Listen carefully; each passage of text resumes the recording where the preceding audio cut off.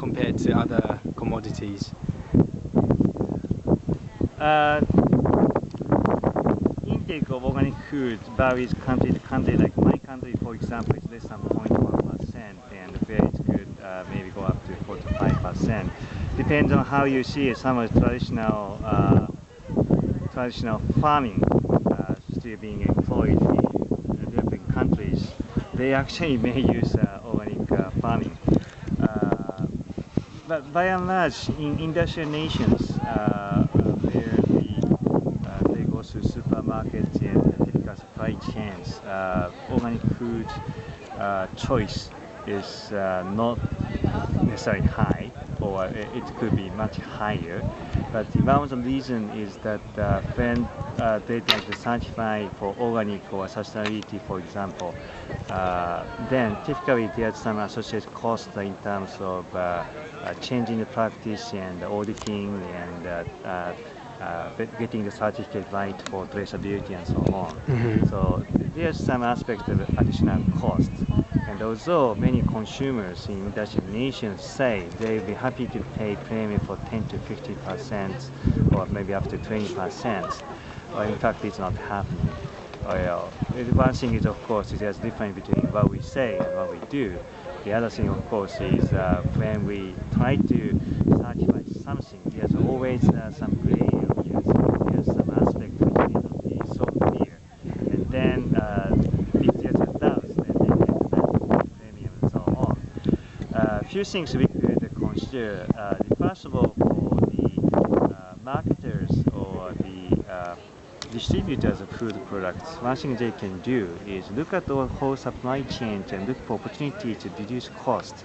And typically, supply chain is not aligned in a way to be most cost efficient because it's so fragmented, and they typically didn't work together in the past. But if they work together with people with good management methods and people with good sanitization practices and work with farmers or the distributors, they typically way to reduce cost in terms of resource use and so on. So one thing they can do is if the consumer is not going to pay for premium, don't expect it. And supply chains are doing something they can do. And as volume goes up, it gets easier and easier. So we just need to have some of the kickoff, the starting of the event. And then if you can start offer sustainable product at affordable price, then there'll be a virtuous cycle going on. That's one aspect. The other aspect, of course, is for consumers to be more conscious about it. We tend to be not spending too much for economic crisis and current economic downturns.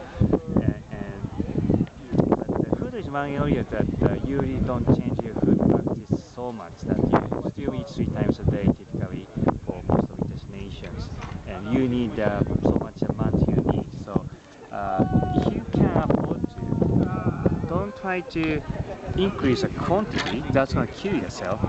So don't try to increase quantity per se if you have already good amount. And try to think about quality of food you eat, because what you eat, what you are is what you eat.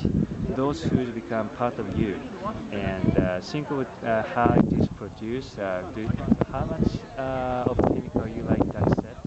It's very hard to be completely clean, but you still like to have nice colors and maybe some special aspects like respecting of life and nature.